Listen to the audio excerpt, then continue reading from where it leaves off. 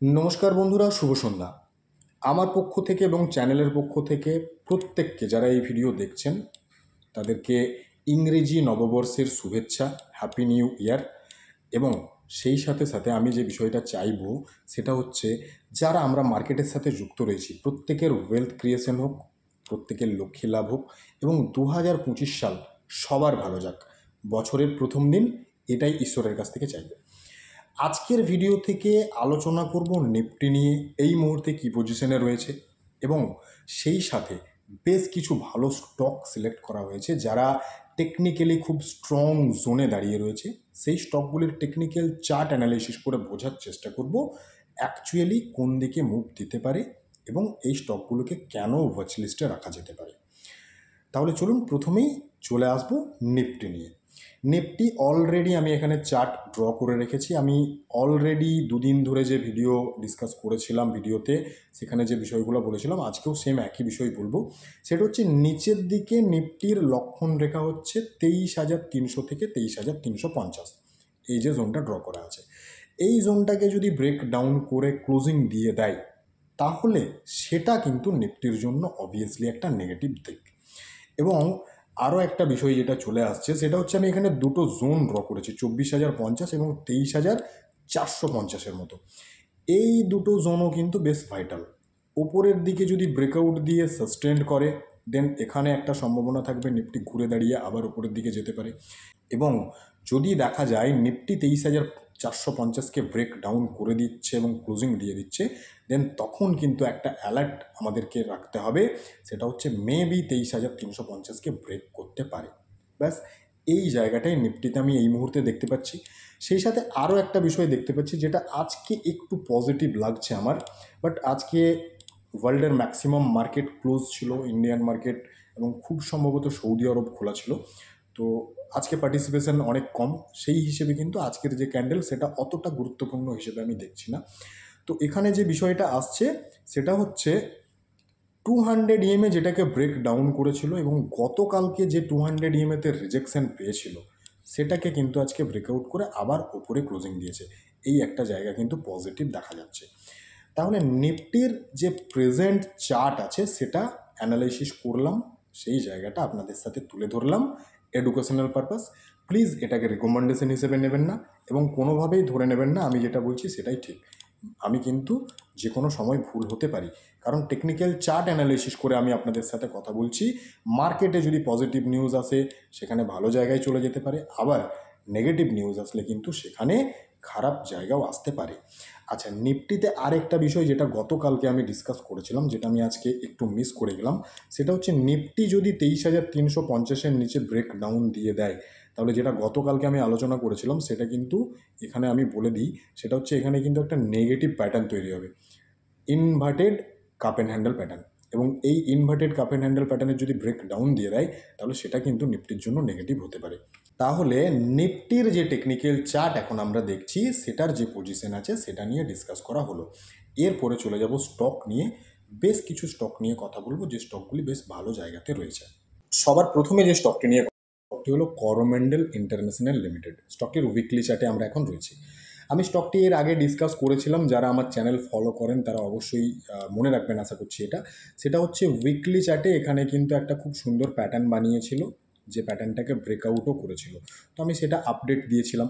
দেন এখন দেখা যাচ্ছে এই সপ্তাহের যে উইকলি ক্যান্ডেল, সেই ক্যান্ডেল কিন্তু আরও উপরে ক্লোজিং দিয়েছে এবং এখানে ভলিউমও কিন্তু বেশ ভালো ডিসেন্ট ভলিউম দেখা যাচ্ছে। তো উইকলি চার্টে যথেষ্ট পজিটিভ জায়গা দেখা গেল। স্টকটি খুব সম্ভবত আমি মিড টার্মের ভিউ রেখে আলোচনা করেছিলাম।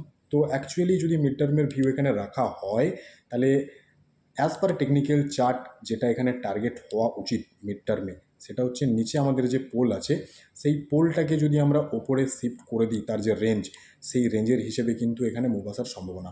তো এখানে অলরেডি মোটামুটি যেটা দেখা যাচ্ছে প্রায় 2,475 টাকার কাছাকাছি কিন্তু মুভ মিড টার্মের ভিউতে আসতে পারে স্টকটিতে। তো স্টকটি এখনও যথেষ্ট ভালো জায়গাতে রয়েছে, চিন্তাভাবনার মধ্যে রাখা যেতে পারে।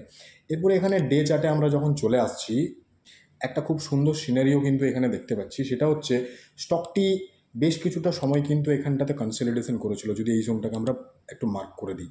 সেটা হচ্ছে মোটামুটি 1887, যেটাকে আজকে ব্রেকআউট দিয়ে কিন্তু ওপরে স্টে করেছে। এবং সবচেয়ে ভালো সিনারিও যেটা ডে চার্টে দেখা যাচ্ছে সেটা হচ্ছে এখানে দেখুন ভলিউমটা কত সুন্দরভাবে ইনক্রিজ হচ্ছে। এটা কিন্তু যথেষ্ট একটা পজিটিভ দিক।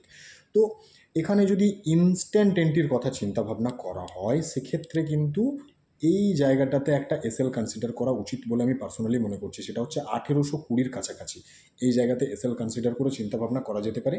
আদারওয়াইজ যদি স্টকটি এই যে জোনটাকে আমি এখানে ড্র করেছি 1887, 1890 এর ওপরে স্টে করে যায় তাহলে এখানেও কিন্তু একটা সম্ভাবনার জায়গা তৈরি হবে এন্ট্রির ব্যাপারে। কাজেই করোম্যান্ডেল ইন্টারন্যাশনাল স্টকটি কিন্তু ওয়াচ লিস্টে রাখা যেতে পারে মিড টার্মের ভিউ রেখে এবং তার সাথে সুইং ট্রেডিংয়ের ভিউ রেখে। আচ্ছা প্লিজ, এখানে যে ডিসকাসটা হচ্ছে এটাকে কোনোভাবেই রিকমেন্ডেশন হিসেবে নেবেন না। আমি এডুকেশনাল পারপাস আপনাদের সাথে শেয়ার করছি কথাগুলো, টেকনিক্যাল চার্ট দেখে যেটা পাচ্ছি সেটা ডিসকাস করে নিচ্ছি। তো এটাকে এডুকেশনাল পারপাস নেবেন, কোনোভাবেই রিকমেন্ডেশন হিসেবে নেবেন না। কারণ ক্যাপিটাল যেটা আপনার, সেই ক্যাপিটাল যদি কোনো কারণে লস হয়ে যায় তাহলে সেটা কিন্তু আপনার হবে, আমার হবে না। কাজেই ডিসিশন নেওয়ার আগে কিন্তু নিজে অ্যানালাইসিস করবেন, নিজের ফিনান্সিয়াল অ্যাডভাইজারের সাথে কথা বলে ডিসিশন নেবেন। এবং সেই সাথে আরও একটা বিষয়, সেটা হচ্ছে আমি এখানে যে স্টকগুলো নিয়ে আলোচনা করছি প্রত্যেকটা স্টকই যে ভালো মুভ দেবে এরকম কিন্তু নয়। টেকনিক্যালি স্ট্রং আছে, সেখানে কোনো স্টক চলতে পারে, কোনো স্টক চলবে না, লাইভ মার্কেট দেখে সেটা বলা যায়। কাজেই এই জায়গাটাও কিন্তু একটু মাথায় রাখবেন। নেক্সট যে স্টকটি নিয়ে কথা বলবো সেটি হলো জুবলিয়ান্ট ফুডওয়ার্কস লিমিটেড। এই স্টকটি খুব সম্ভবত আমি রিসেন্ট ডিসকাস করেছি। তো এখানে অলরেডি আমার চার্ট ড্র করা রয়েছে, কাপ অ্যান্ড হ্যান্ডেল প্যাটার্ন বানিয়েছিল যেটাকে অলরেডি এখানে ব্রেকআউট করে দিয়েছে আজকের দিনে এবং ওপরে কিন্তু স্টেও করেছে। তো এটা একটা অবভিয়াসলি পজিটিভ দিক। এবং এখানে আমরা একটু ভলিউমটা দেখে নেবো, যদি ভলিউম দেখে নিই তাহলে ভালো বুঝতে পারবো। হ্যাঁ, ভলিউমও মোটামুটি কিন্তু আস্তে আস্তে ইনক্রিজ হচ্ছে।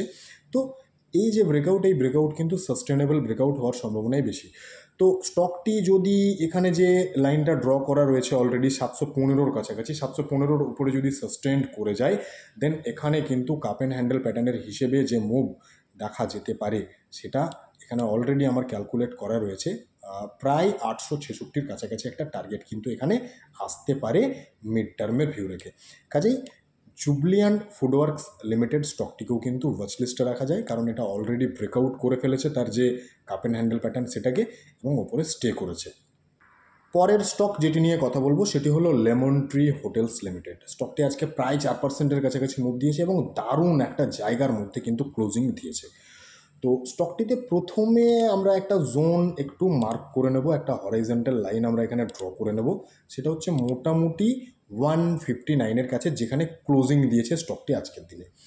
তো এই জায়গাটি স্টকটির জন্য একটা রিজেকশন ছিল। পরবর্তী সময় যথেষ্ট সময় এই জায়গাতে কনসলিডেশন করেছিল, কনসলিডেশন জোনকে ব্রেক ডাউন করে ফেলেছিল। সেই জায়গার থেকে কিন্তু আবার রিকভারি করেছে এবং এখানে প্রথমবার একবার চেষ্টা করেছিল ডিসেম্বরের 19 তারিখ, ব্রেক করতে পারেনি, দেন আবার কিন্তু আজকের দিনে ওই জোনটাকে চ্যালেঞ্জ করেছে। তো এখানে দুটো প্যাটার্ন মোটামুটি দেখা যাচ্ছে। সেটা হচ্ছে একটা প্যাটার্ন হতে পারে এই জায়গাটাতে মোটামুটি কাপ অ্যান্ড হ্যান্ডেল প্যাটার্ন, এটাকে যদি আমরা ধরি তাহলে cup and handle pattern already create করে ফেলেছে, ব্রেকআউট দেয়নি যদি এই জায়গাটাকে ধরা হয়। এইটা একটা প্যাটার্ন পাওয়া যাচ্ছে এবং আর একটা পজিটিভ প্যাটার্ন পাওয়া যাচ্ছে, যে প্যাটার্নটা কিন্তু যথেষ্ট ভালো, যেটা আমরা করোম্যান্ডেলে পেয়েছিলাম। সেই প্যাটার্নটা কী প্যাটার্ন? সেটা হচ্ছে এই জায়গাটা প্রথমে আমরা মার্ক করব। এই জায়গাটাকে যখনই মার্ক করে দিলাম এই জায়গাটা হয়ে গেল ফ্ল্যাগ, এবং একটা যদি আমরা এখান থেকে ট্রেন্ড লাইন ড্র করে দিই দেন এটা হয়ে গেল কি পোল, অর্থাৎ বুলিশ ফ্ল্যাগ প্যাটার্ন, যেটাকে অলরেডি ব্রেকআউট করে দিয়েছে এবং তার যে উপরের দিকে নেক লাইন 159 সেই জায়গাতেই আজকে ক্লোজিং দিয়েছে। তো আজকের দিনে স্টকটি যখন তার ফ্ল্যাগ প্যাটার্নকে ব্রেকআউট দেয় এখানে কিন্তু একটা ভালো ভলিউম ক্রিয়েট করেছে। সিমিলারলি যখন এখানে ফল দেখা যাচ্ছিল তখন কিন্তু এই জায়গাতে আমরা দেখেছিলাম ভলিউম ডিক্রিজ হচ্ছিল এবং এই র্যালির সময় দেখেছিলাম ভলিউম কিন্তু ইনক্রিজ হচ্ছিল। তো সব দিক থেকে কিন্তু সাপোর্টেবল মনে হচ্ছে স্টকটিকে। এরপরে স্টকটির ক্ষেত্রে যেটা চিন্তা ভাবনা রাখা যেতে পারে সেটা হচ্ছে 159-এর ওপরে যদি একটা স্ট্রং গ্রিন কালারের ক্যান্ডেলের ক্লোজিং চলে আসে এবং এখানে যদি স্টে করে যায়, সেই সাথে যদি একটা ভালো ভলিউম ক্রিয়েট করে, দেন এই স্টকটিতেও কিন্তু সুইং ট্রেডিং এবং মিড টার্মের ভিউ থেকে একটা মুভ আসার সম্ভাবনা থাকবে। এবং যেটা করমন্ডলের ক্ষেত্রে আমরা ডিসকাস করেছিলাম, অ্যাজ পার টেকনিক্যাল চার্ট যদি 159-এর উপরে স্টে করে যায় স্টকটি, দেন এখানে মোটামুটি যে রেঞ্জটা আসছে সেটা যদি আমরা একটু উপরে শিফট করে দিই, দেন এখানে কিন্তু একটা ভালো টার্গেট মিড টার্মের ভিউতে চলে আসতে পারে মোটামুটি 200-এর কাছাকাছি, অর্থাৎ প্রায় 25-26%-এর কাছাকাছি কিন্তু মিড টার্মের ভিউতে, সুইং ট্রেডিংয়ের ভিউতে কিন্তু এখানে একটা মুভ আসার সম্ভাবনা থাকবে। তো এই স্টকটিকেও কিন্তু ওয়াচ লিস্টে রাখা যেতে পারে। যথেষ্ট ভালো টেকনিক্যাল চার্ট কিন্তু তৈরি করে রেখেছে lemon tree hotels limited. Next স্টকে আসবো এলটি ফুডস লিমিটেড। এই স্টকটিও কিন্তু যথেষ্ট ভালো টেকনিক্যাল চার্ট তৈরি করে রেখেছে এবং খুব ভালো একটা জোনে কিন্তু দাঁড়িয়ে রয়েছে এই মুহূর্তে। আমরা স্টকটিকে প্রথমেই একটা জোন এখানে মার্ক করব, সেটা হচ্ছে মোটামুটি এই জোনটা। এই জোনটা হচ্ছে কত, 445 থেকে 50-এর কাছাকাছি জায়গা, যে জোনটাতে এর আগে এখানে একবার রিজেকশন পেয়েছিল, এখানেও রিজেকশন পেয়েছিল, দেন আবার কিন্তু চ্যালেঞ্জ করার জন্য এগোচ্ছে ওই জোনটার দিকেই। তো এখানে যে বিষয়টা আসছে, যদি এই স্টকটি ওপরের দিকে মুভ দেয় সেক্ষেত্রে একটা পজিটিভ চার্ট প্যাটার্ন কিন্তু এখানে তৈরি করছে। সেটা হচ্ছে যদি এই জায়গাটাকে আমরা মার্ক করি, তাহলে এখানে দেখা যাচ্ছে মোটামুটি কাপ অ্যান্ড হ্যান্ডেল প্যাটার্নের দিকে কিন্তু অলরেডি এগোচ্ছে স্টকটি, যথেষ্ট ভালো পজিশন।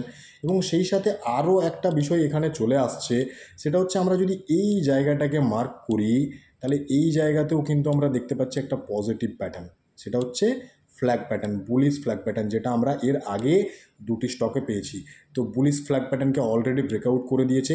ওপরের যে নেকলাইন রয়েছে 450-র কাছাকাছি, এই 450-র ওপরে যদি স্টকটি স্টে করে যায় একটা ভালো গ্রিন কালারের ক্যান্ডেলে ব্রেকআউট দিয়ে, এবং এখানে যদি একটা ভালো ভলিউম ক্রিয়েট করে, দেন এখানেও কিন্তু একটা ভালো মুভ নিয়ার ফিউচার দেখা যেতে পারে সুইং ট্রেডিংয়ের ভিউতে। এবং এই স্টকটির ক্ষেত্রে যদি ইনস্ট্যান্ট এন্ট্রির কথা চিন্তাভাবনা করা হয়, সেক্ষেত্রে কিন্তু এসএলটা একটু বড় হয়ে যাচ্ছে। মোটামুটি এই জায়গাটাতে যদি এসএল রাখা হয় 395, সেখান থেকে যদি মোটামুটি মেজার করা হয়, তাহলে যেটা আসছে প্রায় 10%-এর কাছাকাছি। তো এখানে একটু চাপ হয়ে যাচ্ছে ইনস্ট্যান্ট এন্ট্রির ক্ষেত্রে। সবচেয়ে ভালো সিনারিও হবে 450-র ওপরে যদি ব্রেকআউট দিয়ে ক্লোজিং দিয়ে দেয়, দেন এখানে কিন্তু ভালো মুভ আসার সম্ভাবনা থাকতে পারে। সবার শেষে যে স্টকটি নিয়ে কথা বলবো সেটি হলো ভোল্টাস লিমিটেড। এই স্টকটি নিয়ে ডিটেলসে ডিসকাস করার আগে আরও একবার বলে দিই, যারা চ্যানেলে প্রথমবার অবশ্যই চ্যানেল সাবস্ক্রাইব করুন, বেল আইকন প্রেস করুন, লাইক কিন্তু এখনও করেননি, লাইকটা করে দেবেন, এবং পাবলিক টেলিগ্রাম চ্যানেল যদি জয়েন না করেছেন জয়েন করে যান, আমি লিঙ্ক ডিসক্রিপশনে দিয়ে রাখছি। ভোল্টাস লিমিটেড স্টকটিকে সিলেক্ট করা হয়েছে সুইং ট্রেডিংয়ের জন্য। স্টকটি কিন্তু যথেষ্ট ভালো একটা প্যাটার্ন তৈরি করেছে এবং একটা ভালো ব্রেকআউট কিন্তু স্টকটিতে দেখা গেছে। সেই সাথে স্টকটি নিয়ার ব্রেকআউটও রয়েছে, অর্থাৎ ব্রেকআউট হয়েছে আবার নিয়ার ব্রেকআউট হয়েছে। কেন বলছি এমন কথা, প্রথমেই আমরা ওপরের দিকে এই যে জোনটা রয়েছে এই জোনটাকে একটু মার্ক করব। এই জোনটাকে যদি মার্ক করা হয় তাহলে দেখা যাচ্ছে এই ট্রেন্ড লাইনেই কিন্তু স্টকটি এর আগে রিজেকশন পেয়েছে, যে রিজেকশনটাকে আজকের দিনে ব্রেকআউট করে দিয়েছে। এবং সেই সাথে নিচের দিকে আরও একটা জোন রয়েছে, যে জোনটাকে আমরা যদি মার্ক করি তাহলে মোটামুটি এই জোনটা চলে আসছে। যদি এই জোনটাকে মার্ক করে দেওয়া হয় তাহলে দেখা যাচ্ছে নিচেও কিন্তু এই ট্রেন্ড লাইনটা স্টকটির জন্য একটা ভালো সাপোর্টের কাজ করছে। তো এই দুটো লাইনকে যদি ম্যাচ করানো হয় তাহলে এখানে একটা প্যাটার্ন চলে আসছে, সেটা হচ্ছে symmetrical triangle pattern. Symmetrical triangle প্যাটার্নের ব্রেকআউট অলরেডি করে দিয়েছে। তো সিমেট্রিক্যাল ট্রায়াঙ্গেল প্যাটার্নের ক্ষেত্রে দুটো বিষয় হয়, যদি ব্রেক ডাউন দেয় তাহলে কিন্তু ফল দেখা যায়, এবং ব্রেকআউট দিলে কিন্তু র্যালি দেখা যায়। এটা অ্যাজ পার টেকনিক্যাল চার্ট আমি বলছি। তো যেহেতু ব্রেকআউট দিয়েছে এখানে কিন্তু সম্ভাবনা রয়েছে ওপরে র্যালি দিতে পারে। এবার এখানে আরও একটা বিষয় আমাদেরকে একটু দেখে নিতে হবে, সেটা হচ্ছে স্টকটির যে লাস্ট সুইংটা এখানে ছিল সেই সুইংটাকে কিন্তু এখনও ব্রেকআউট দিতে পারেনি। সেটা মোটামুটি হচ্ছে 1827 বা 1826 যেখানে ক্লোজিং দিয়েছে। তো এই যে লাস্ট সুইং আছে, এই লাস্ট সুইংয়ের উপরে যদি স্টকটি ক্লোজিং দিয়ে দেয় ডেলি বেসিসে একটা ভালো গ্রিন কালারের ক্যান্ডেলে, এবং এখানে যেটা আমরা ভলিউম দেখতে পাচ্ছি এখনও পর্যন্ত ইনক্রিজ করেনি, যেটা একটু নেগেটিভ লাগছে স্টকটার জন্য, এখানে যদি একটা ভালো ভলিউম ক্রিয়েট করে দেয় দেন আমরা কিন্তু একদম এই লেভেলটা দেখতে পেতে পারি প্রথমে। দেন এই লেভেলটাকে যদি ব্রেকআউট করে দেয় আরও ভালো লেভেল কিন্তু স্টকটিতে নিয়ার ফিউচার দেখা যেতে পারে। কাজেই ভোল্টাস লিমিটেড স্টকটিকে কিন্তু সুইং ট্রেডিংয়ের জন্য ওয়াচ লিস্টে রাখা যেতে পারে।